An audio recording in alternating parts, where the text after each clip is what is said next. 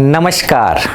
प्रजापिता ब्रह्मा कुमारी ईश्वरी विश्वविद्यालय में आज हमारे स्टूडियो में पहुंचे हैं विनोद जैन जी।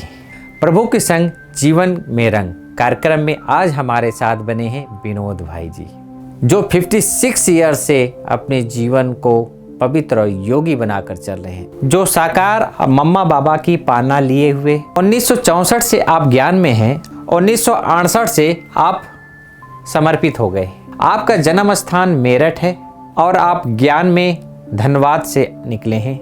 अमेरिका जैसे देशों में भी आध्यात्मिकता का क्रांति फैलाए हैं। ऐसे प्रतिभा की धनी हमारे विनोद भाई आज हमारे सम्मुख हैं। विनोद भाई, ओम शांति।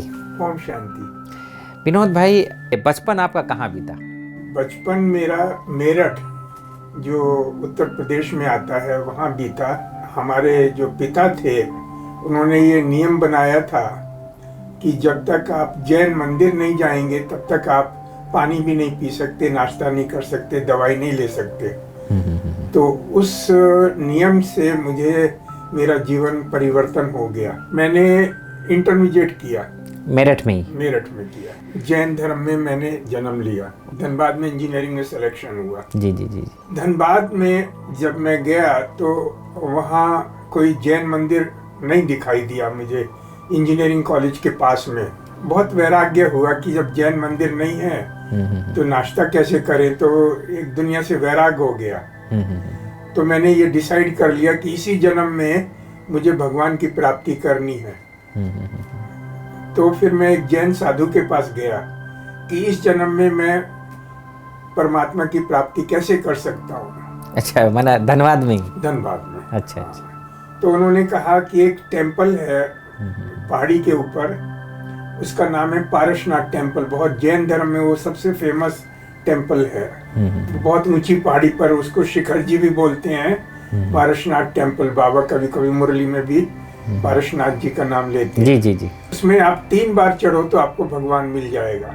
तो मैं 4 बार चढ़ा। मैंने कहा एक बार सक्सेस नहीं हुआ तो मैं 4 बार, पर उसमें चढ़ने में 9-10 घंटे लगते हैं। उस समय आपकी क्या उम्र होगी? 21 होगी। भक्ति मार्ग में 4 यात्रा की। जी जी जी। पर वो यात्रा इतनी आसान नहीं होती। उसमें नंगे पैर आपको रात को 12 बजे यात्रा शुरू करनी पड़ती है, ठंडे पानी से स्नान करके, और पैदल चलना पड़ता है, और किसी का डंडा या सोटी का सहारा नहीं ले सकते। फिर यात्रा 3-4 घंटे ऊपर यात्रा करके, चरण बने हुए हैं 24 तीर्थंकर के। जी जी। उसमें भी 3-4 घंटे लगते हैं। तो नीचे आते आते 6 बज जाते हैं शाम के। जी। तो 12 और 6 18 घंटे की यात्रा होती है। तो वो मैंने 4 यात्रा की। तो उसके बाद में मुझे ब्रह्मा कुमारी के द्वारा परमात्मा की प्राप्ति हो गई। धनबाद में ही ये यात्रा करने के बाद आपको ब्रह्मा कुमारी का ज्ञान मिला? Correct correct. जब ये यात्रा पूरी हो गई, उसी के 1 महीने 2 महीने के बाद में मुझे ब्रह्मा कुमारी का परिचय मिला। तो वहाँ प्रदर्शनी लगा हुआ था? मोहन सिंघल, शायद आप जानते होंगे। जी जी। वो और मैं एक ही क्लास में पढ़ते थे इंजीनियरिंग में। धनबाद में। जी जी। तो 8 मार्च 64 को वहाँ सिंदरी के द्वारा धनबाद में सेंटर खुला। तो 9 मार्च को मोहन सिंघल ने मुझे इनवाइट किया ब्रह्मा कुमारी आश्रम में।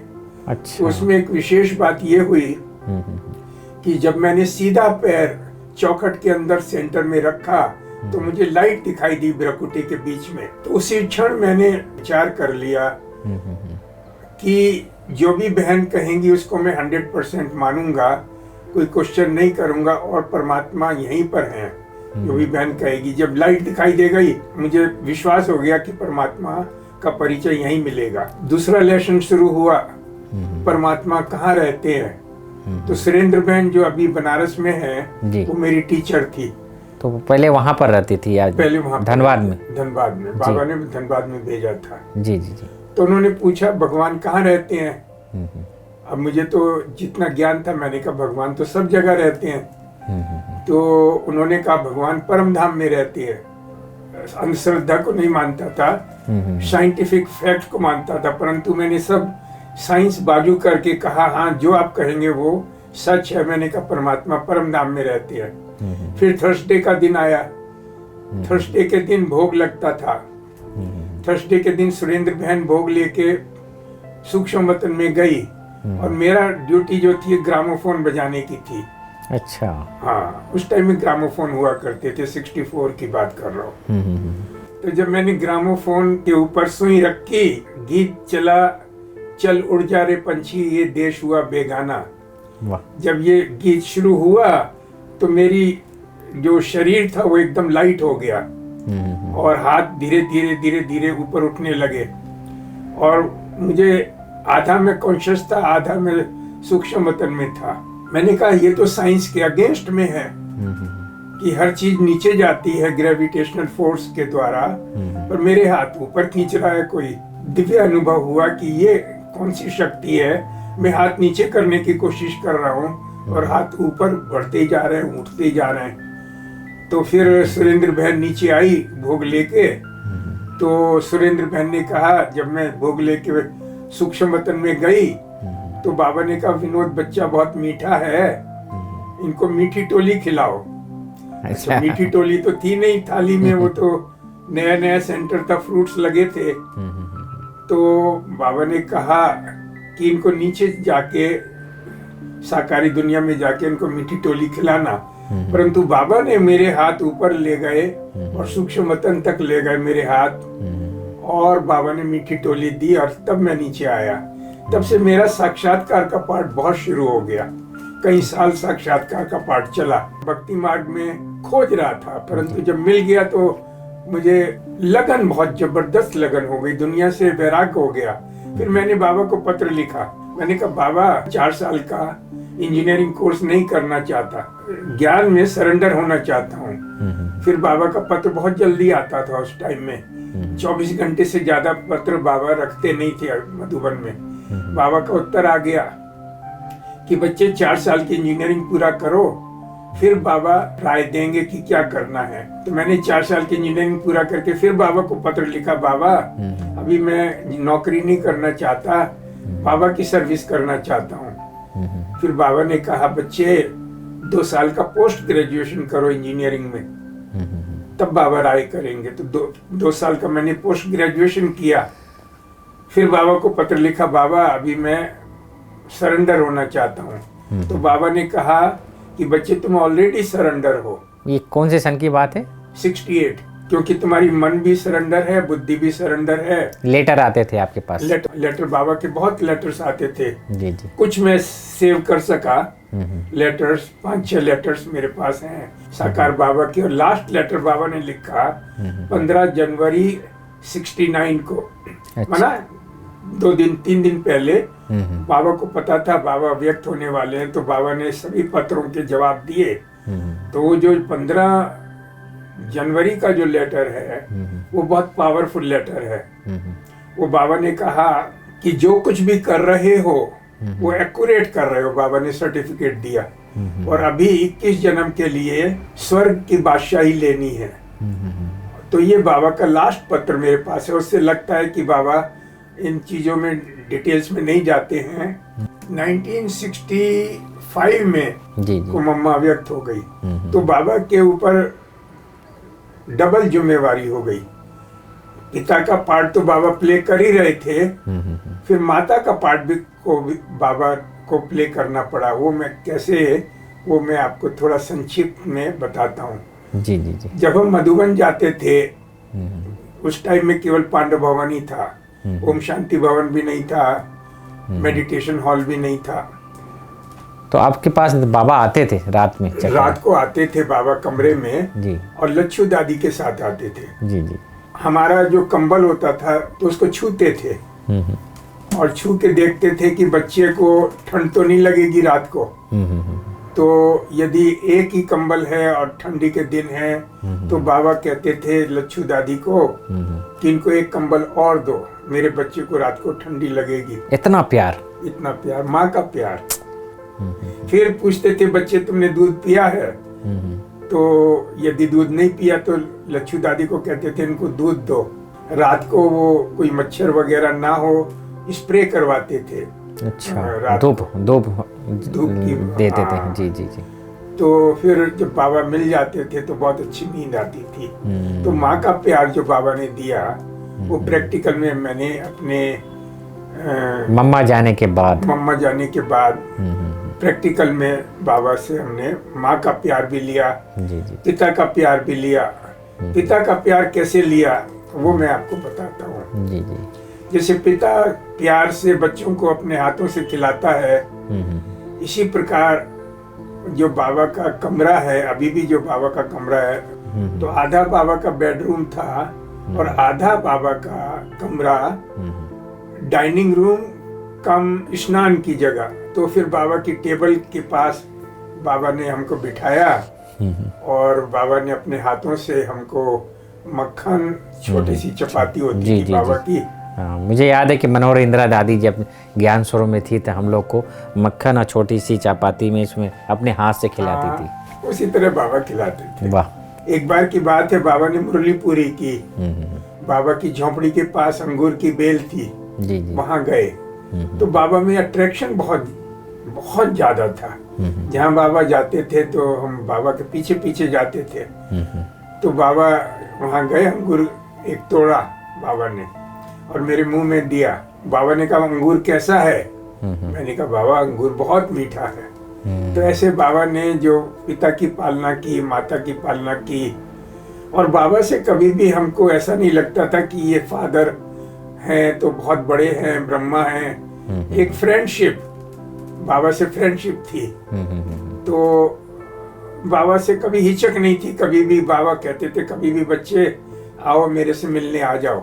अपनापन महसूस, अपनापन था और कभी भी डर नहीं लगता था बाबा जी से। जी जी साफ दिल रहा, कभी भी कोई बात छिपाई नहीं। बाबा को बताते थे आप? बाबा को सारी बात बताता था जी, और जैसी श्रीमत मिलती थी वैसा ही मैं चलता था। जब बाबा चले गए 69 में जी तो मैं अकेला हो गया। ओहो। फिर बड़ी दीदी जो मनमोहिनी दीदी थी, जी जी उन्होंने बहुत जबरदस्त पालना की। अच्छा। एक माँ की पालना जो थी वो मनमोहिनी दीदी ने की, क्योंकि बड़ी दीदी की जो परख शक्ति थी वो जैसे ब्रह्मा बाबा की परख शक्ति थी उसी तरह की बड़ी दीदी जानती थी कि मेरी धारणा कितनी है, मेरा सच्चाई, सफाई, श्रीमत पर कितना चलता हूँ। उस समय आप कहीं जॉब करते थे? 69 तक तो मैं पोस्ट ग्रेजुएशन किया। उसके बाद में जी धनबाद के पास कतरासगढ़ एक जगह है, जी, उसमें सेफ्टी ऑफिसर था। ये गवर्नमेंट जॉब थी? उस टाइम में कोल माइंस गवर्नमेंट के अंडर नहीं थी। 71-72 के आसपास कोल माइंस गवर्नमेंट की हुई। उस टाइम में प्राइवेट कंपनी थी। बाघमारा एक जगह है, तो शिव मंदिर में जाता था। वहाँ कुछ बहनें कुछ भाई आते थे तो उनको ज्ञान दिया, तो वो भी ज्ञान में चलने लगे। दीदी को लिखा, फिर दीदी ने हमें आगे बढ़ाया, सर्विस अच्छी हुई। फिर मैं 71 में दिल्ली और जयपुर ट्रांसफर करा लिया अपना। एक बहुत बड़ी माइंस है दिल्ली में, उसको भाटी माइंस बोलते हैं। भाटी माइंस के पास छतरपुर एक जगह है, उसमें बाबा ने फिर मुझे मैनेजर की पोस्ट दिलवाई। ये कब की बात है? 1972 72 74। फिर बाबा ने मुझे यूपीएससी, जहाँ गजेटेड ऑफिसर की पोस्ट मिलती है, वो एग्जाम पास कराया। बाबा ने पोस्ट दिलवाई, assistant director of mine safety.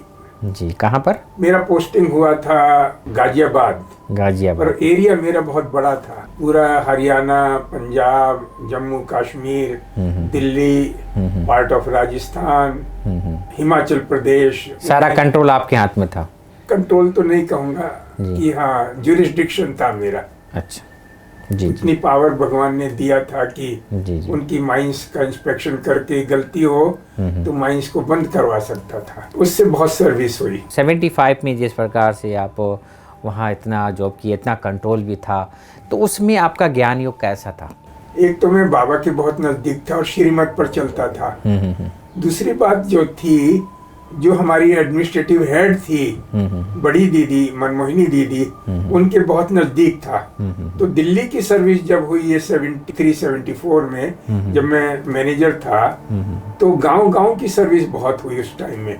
अच्छा। हाँ, तो एक हमने प्रोजेक्टर खरीदा और जगह जगह प्रदर्शनी की उसके बाद आप गाजियाबाद शिफ्ट हो गए? उसके बाद मैं 75 में गाजियाबाद गया और 72, 73, 74 में मैं गांव की सर्विस बहुत हुई दिल्ली में, आजू बाजू। जी जी जी। कितने साल गाजियाबाद में आप रहे? 1 साल। तो बाबा ने कहा कि राजस्थान रेगिस्तान है, उसको हरियाला करना है। तो मैंने और दीदी ने डिसाइड किया कि अजमेर में ट्रांसफर होना है। अच्छा। तो मैंने डायरेक्टर जनरल को बोला कि अजमेर में ट्रांसफर कर दो। तो दीदी ने क्या किया कि हमें हमेशा, दीदी ने इतनी जबरदस्त पालना की, हमेशा सेंटर पर ही रखा। तो अजमेर सेंटर पर मुझे रखा गया। अच्छा। जहाँ भी मैं रहा वर्ल्ड में सेंटर पर ही रहा। जी जी जी। तो अजमेर सेंटर पर था 76 में। 76 में माइंस का इंस्पेक्शन करना मेरा ड्यूटी थी। तो मैंने एक बैग बनाया था, कस्टम बैग वैक्सीन का। उसमें स्टोव, बर्तन, दाल चावल, थोड़े मसाले रख के, और गवर्नमेंट फर्स्ट क्लास का टिकट देती थी। तो जहाँ भी जाता था मैं खाना खुद बनाता था। इंस्पेक्शन में जो सर्किट हाउस और गेस्ट हाउस में हमको रखते थे। बाबा का नियम था, उससे बहुत सर्विस हुई। अच्छा। कैसे सर्विस हुई वो आपको बताते हैं। जी जी। तो माइन ओनर्स कहते थे, जो भी ऑफिसर आते हैं तो भाई हमारे साथ भोजन करो तो उनका रिपोर्ट अच्छी बन जाए माइंस की। तो मैं कहता था कि मैं भोजन तो आपके साथ नहीं करूंगा, परंतु यदि आपको कुछ मदद करनी है तो आप मदद कर सकते हैं।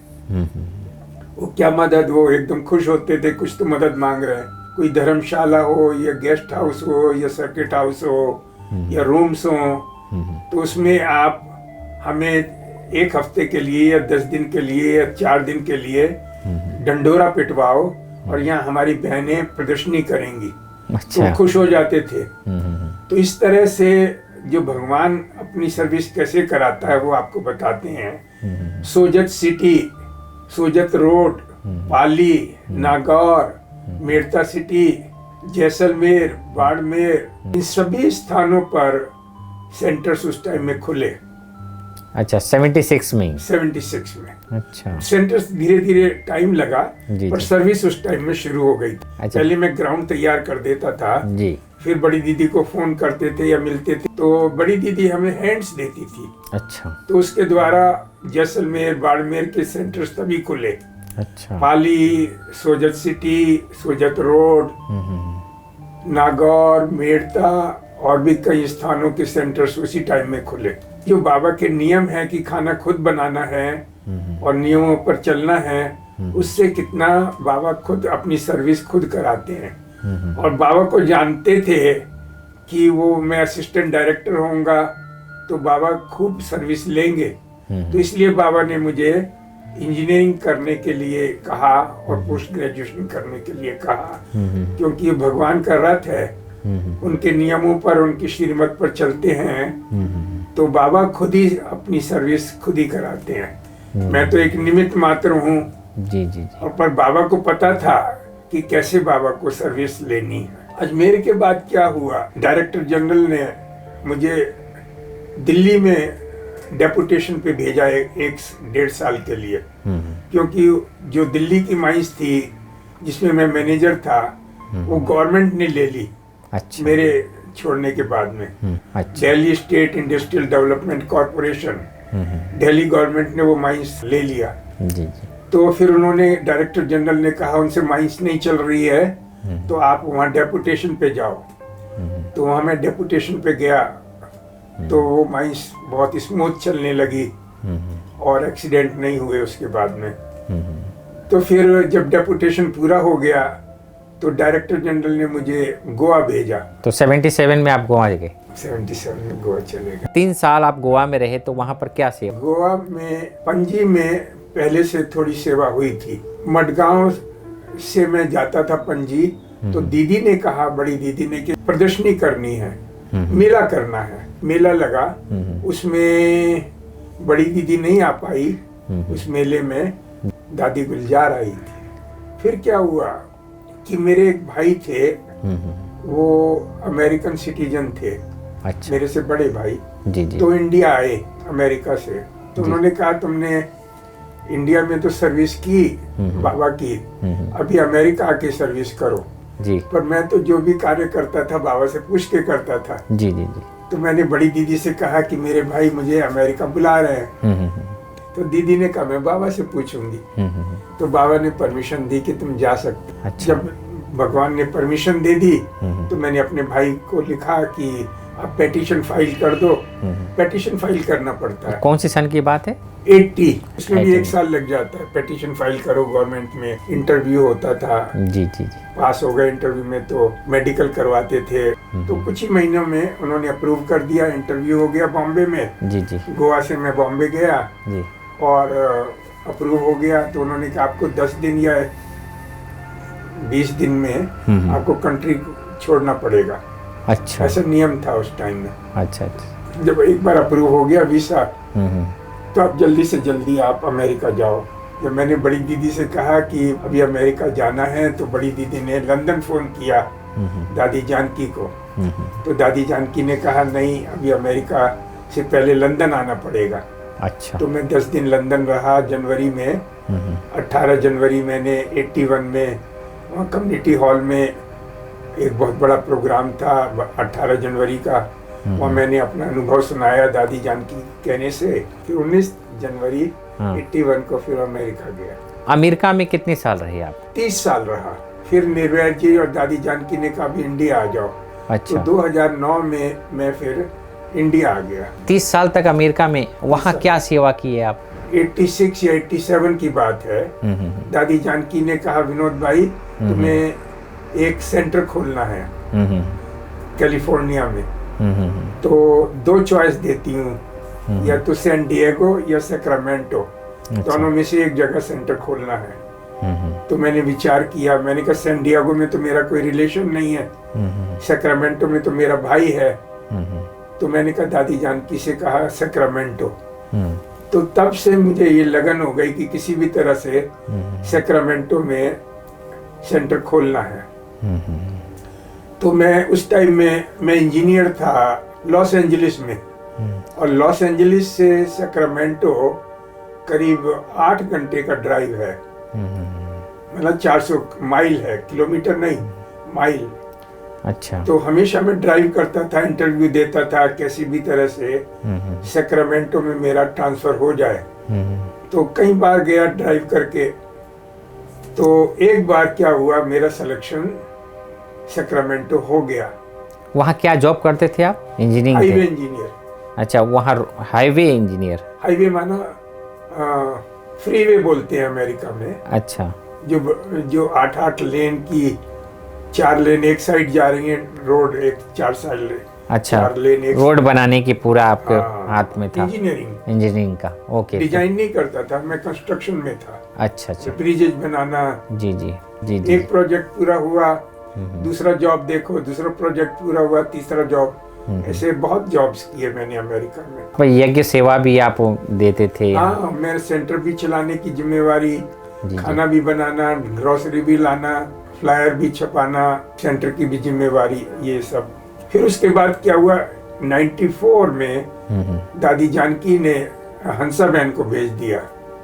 अच्छा। जो आजकल सैक्रामेंटो कोऑर्डिनेटर हैं। हंसा रावल? नहीं, हंसा ठक्कर। हंसा रावल जो हैं वो सैन एंटोनियो और ह्यूस्टन में हैं। अच्छा। टेक्सास में। अच्छा। और हंसा ठक्कर जो हैं सैक्रामेंटो। अच्छा। तो फिर वो जब वो आ गई तो मैं थोड़ा फ्री हो गया। सैक्रामेंटो के बाहर भी जॉब किए मैंने, सैन फ्रांसिस्को, लॉस एंजलिस और रेडिंग, ऐसे कई स्थानों पे जब सैक्रामेंटो उन्होंने संभाला। और मैं फिर आना जाना करता था, वीकेंड वगैरह में मैं आता था, या जब भी छुट्टी होती थी तब मैं सैक्रामेंटो आता था। बाकी वो हंसा बहन उस सेंटर को चलाते थे। तो इस तरह सैक्रामेंटो की सर्विस शुरू हो गई।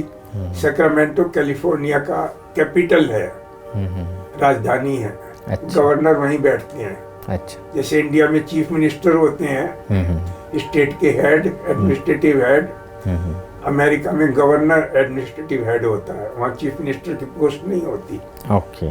तो सैक्रामेंटो लेजिस्लेशन जो बनता है, लॉज जो बनते हैं कैलिफोर्निया के, वो सारे सेक्रामेंटो में बनते हैं। जो वाशिंगटन डीसी है, जहाँ प्रेसिडेंट ऑफ अमेरिका बैठते हैं, वहाँ भी सर्विस शुरू की।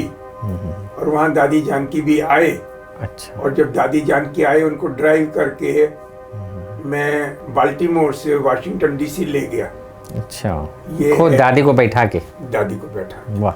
मोहिनी बहन भी थी, मैं भी था। जी जी। ड्राइव मैं नहीं किया। तो 82 में माताजी 6 फरवरी को माताजी अमेरिका आई।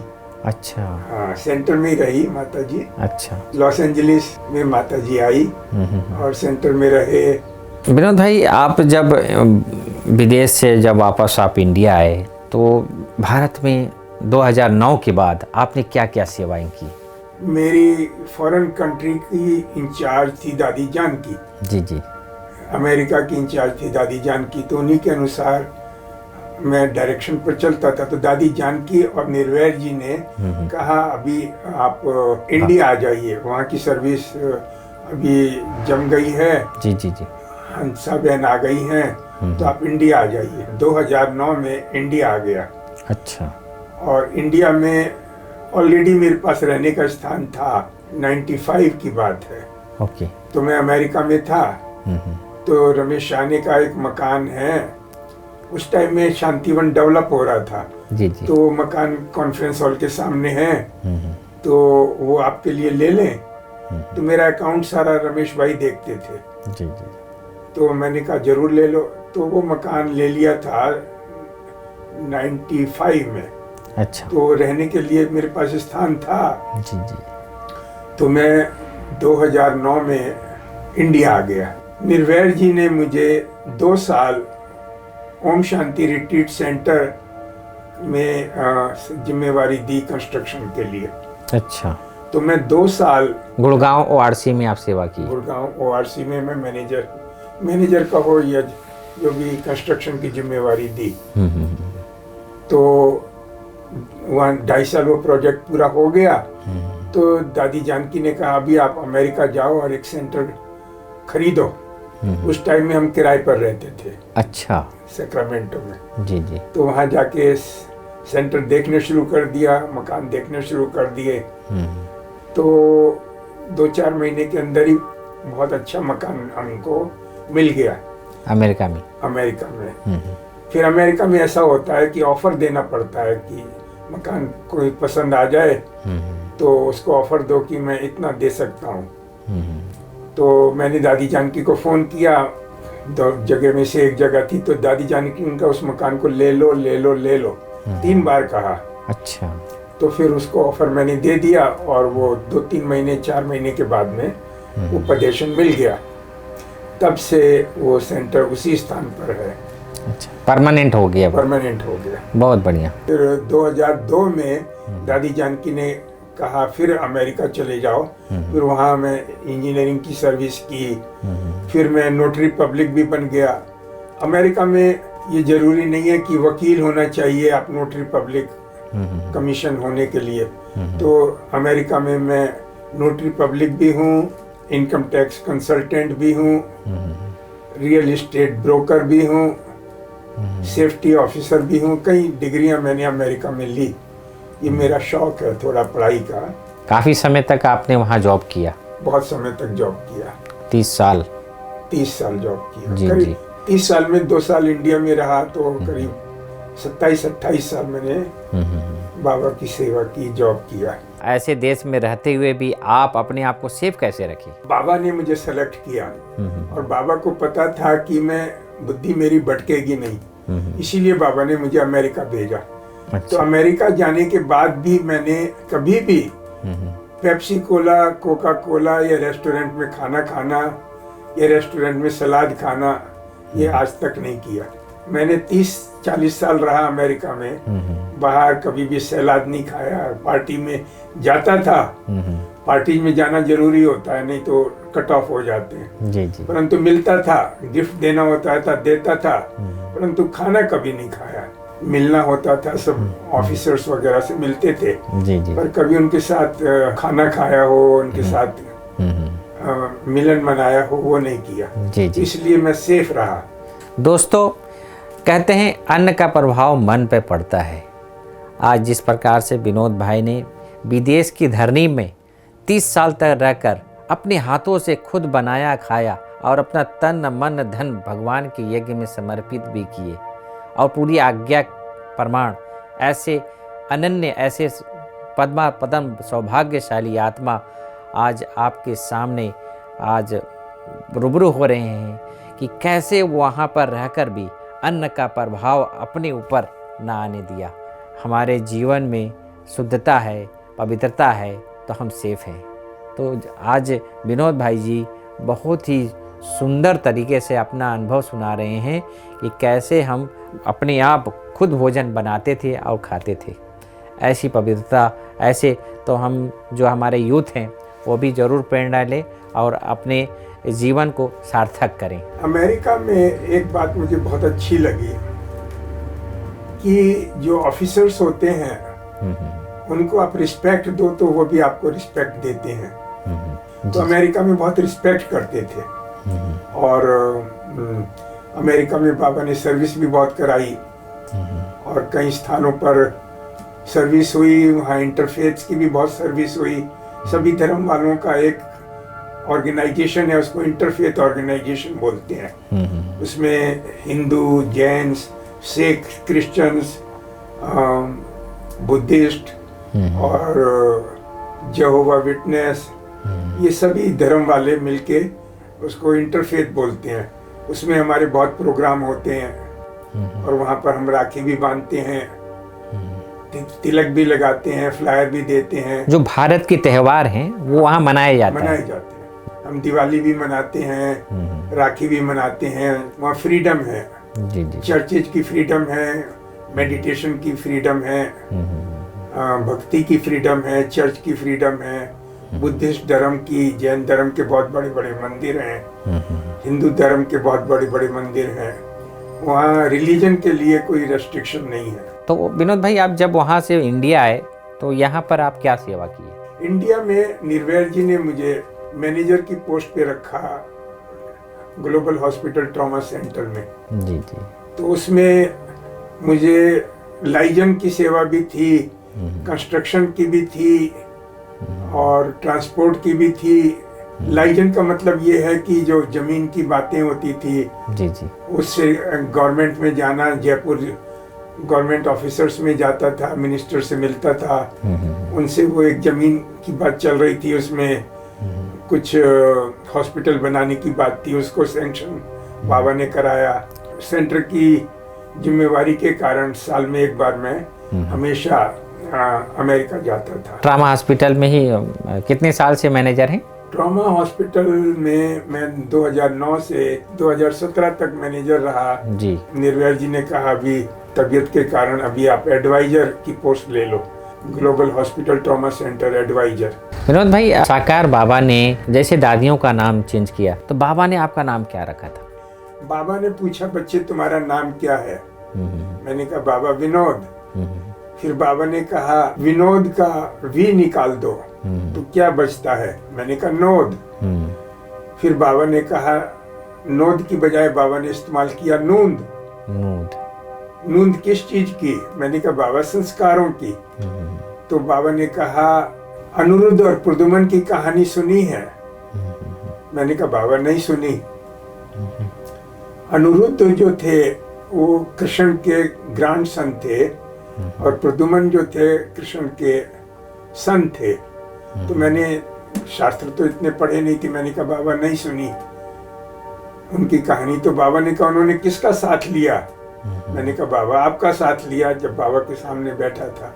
तुम्हें किसका साथ लेना है? मैंने कहा बाबा आपका सहारा लेना है। तो बाबा ने कहा नोद से पहले ए लगा दो तो क्या बनता है? मैंने कहा अनोद। तो बाबा ने कहा तुम्हारा नाम अनोद।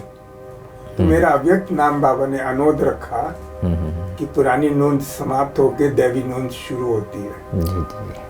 जैसे दादियों का नाम रखा गुणों के अनुसार, जैसे मनमोहिनी दीदी का नाम रखा, उनका नाम गोपी था तो उनका नाम रखा मनमोहिनी, मन को मोहने वाली। इसी प्रकार कई दादियों, रतन मोहिनी उनका नाम भी रत्नों का दान देने वाली, इस तरह सभी के नाम चेंज किए, तो मेरा नाम रखा अनोद। बाबा ने ये कहा जो भी आपने गलतियां की हैं वो सुनाओ, तो बाबा आपको सजा नहीं देंगे, आधी गलतियां माफ कर देंगे। 5 साल से 20 साल तक जो भी गलतियां की हैं वो बाबा को सुनाओगे तो बाबा आधी माफ कर देंगे।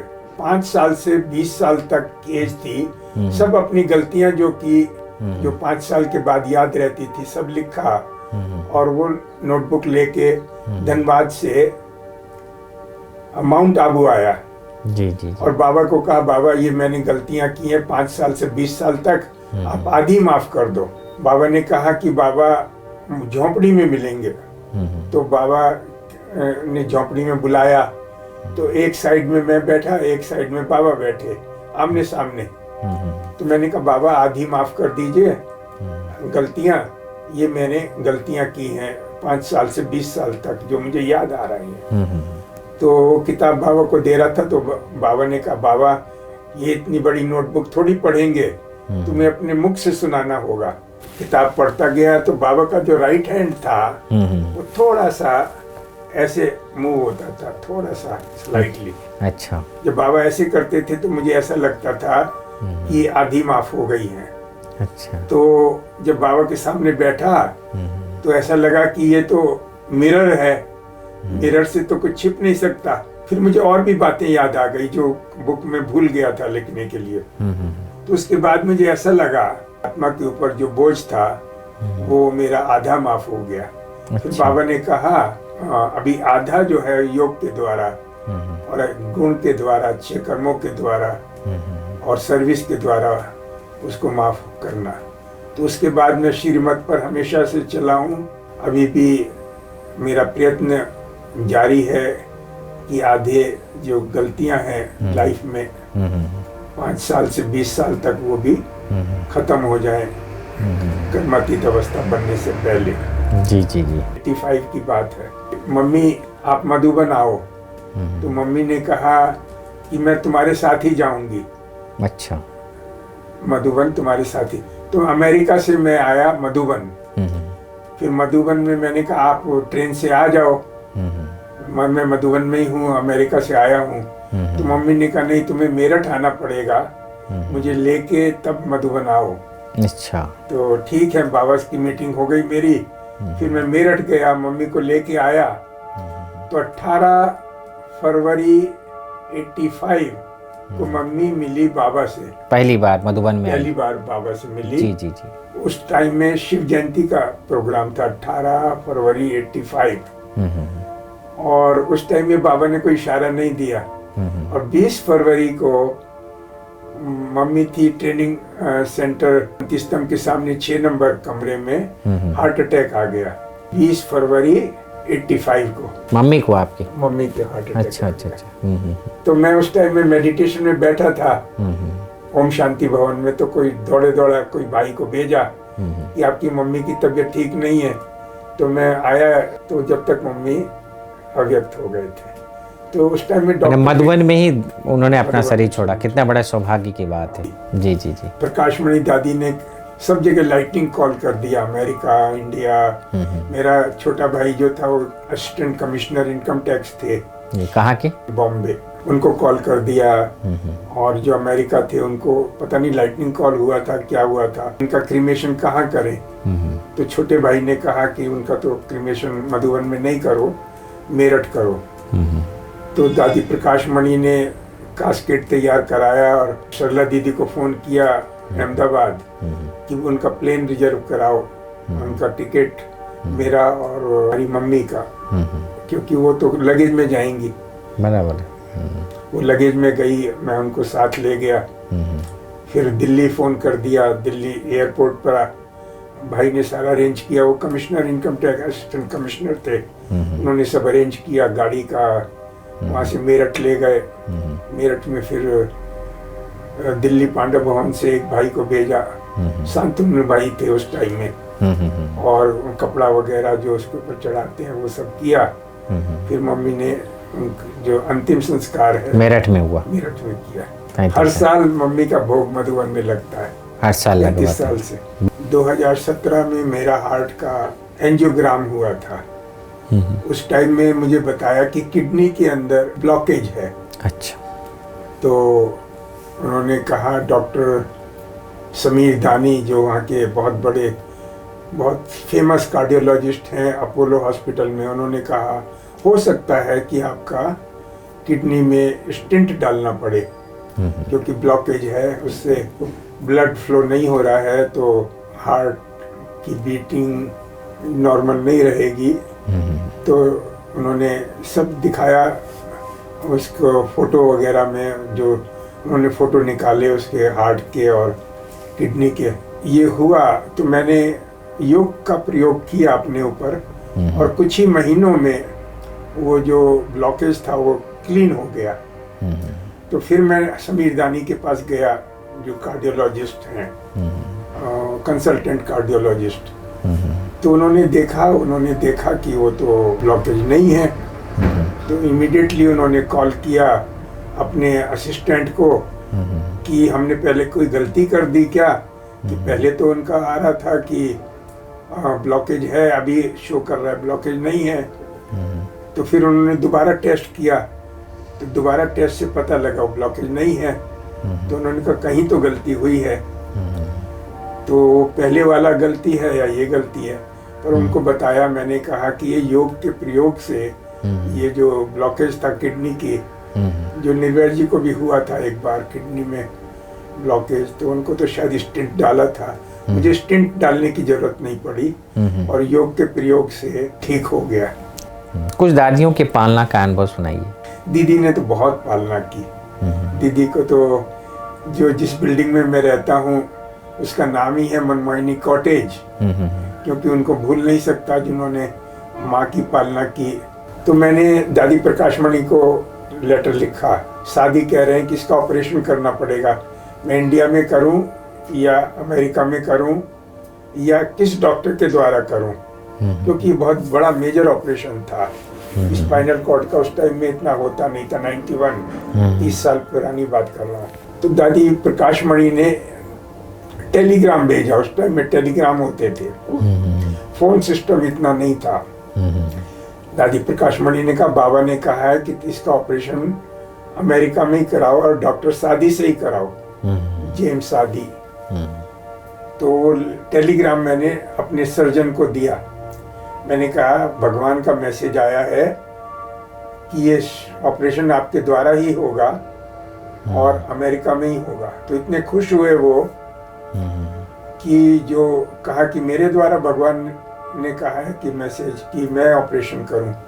तो जो ऑपरेशन 6 घंटे का होने वाला था, 5.5 घंटे का, वो 4.5 घंटे में या 5 घंटे में पूरा हो गया और बहुत सक्सेसफुल हुआ।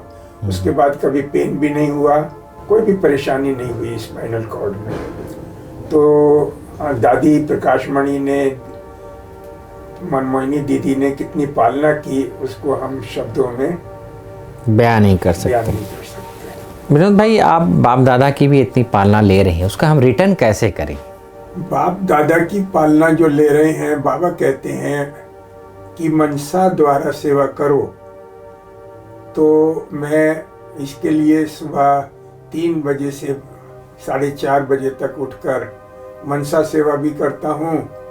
और मैं सोचता हूँ कि कुछ कंट्री ऐसे हैं कि जिसमें अभी सेवा बहुत बाकी है।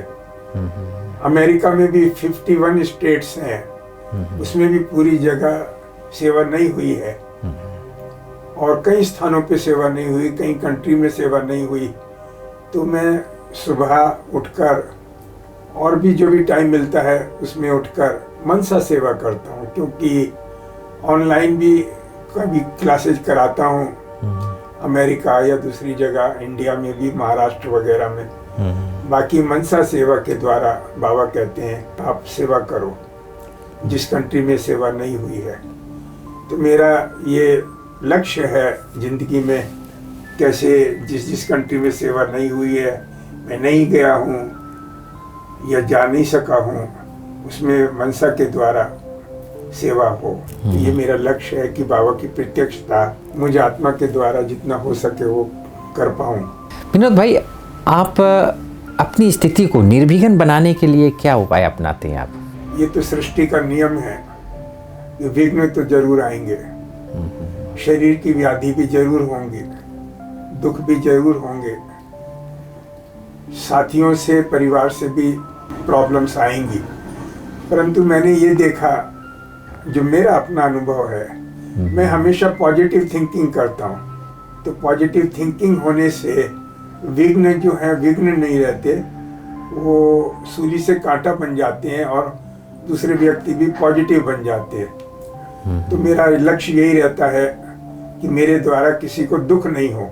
जहाँ तक मुझे याद है, मैंने किसी के साथ जिंदगी में धोखा नहीं दिया या किसी को मिसगाइड नहीं किया। तो ये मेरा लक्ष्य रहता है, कोई ऐसा ना कहे कि तुमने मुझे मिसगाइड किया या धोखा दिया जिंदगी में, तो मुझे भी किसी के साथ धोखा मिलेगा। तो विघ्न तो आएंगे, अंत तक आएंगे और रोज आएंगे, परंतु विघ्नों को पॉजिटिव थिंकिंग के द्वारा नेगेटिव थिंकिंग समाप्त हो जाती है। पर बाबा की बहुत मदद मिलती है कि पॉजिटिव थिंकिंग करना और सबके लिए, पूरे विश्व को सकारात्मक पॉजिटिव वाइब्रेशन भेजना, और जहाँ जहाँ सर्विस नहीं हुई है उनके लिए भी पॉजिटिव थिंकिंग और साकाश देना। तो ये मेरा लक्ष्य हमेशा से है और हमेशा से रहेगा। दोस्तों, आज जिस प्रकार से हमारे विनोद भाई ने आपको पूरे जीवन की अपनी गाथा आपके सामने प्रस्तुत किए, इनके जीवन से निकलकर एक एक बोल, खिचड़ी में रहकर कमल फूल के समान जीवन जीना क्या होता है, और भी कुमार लाइफ में हमारे विनोद भाई से प्रेरणा हमें आज मिलती है कि कैसे कि चारों तरफ चकाचौंध और अपने आप को सिंपल लिविंग, हाई थिंकिंग के आधार पर, भगवान के श्रीमत के आधार पर हम खिचड़ी में भी कमल खिला सकते हैं।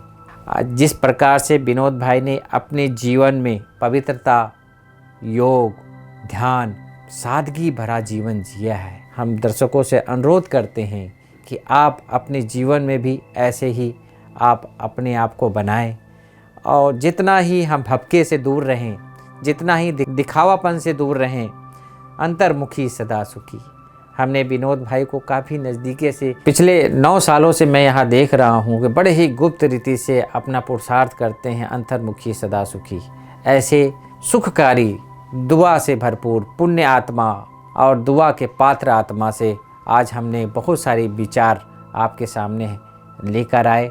ऐसे ही बाबा के बगिया के फूल जो हमारे मधुबन यज्ञ में काफ़ी समय से यहाँ सेवा कर रहे हैं और अपने जीवन को सार्थक बना रहे हैं, श्वास को सफल बना रहे हैं, ऐसे ही दिव्य पुरुष एक बार फिर एक नए फूल, नए समय पर नए आपके सामने हम प्रस्तुत करेंगे। तब तक के लिए हमें इजाज़त दीजिए। ओम शांति। ओम शांति विनोद भाई। ओम शांति। ओम शांति।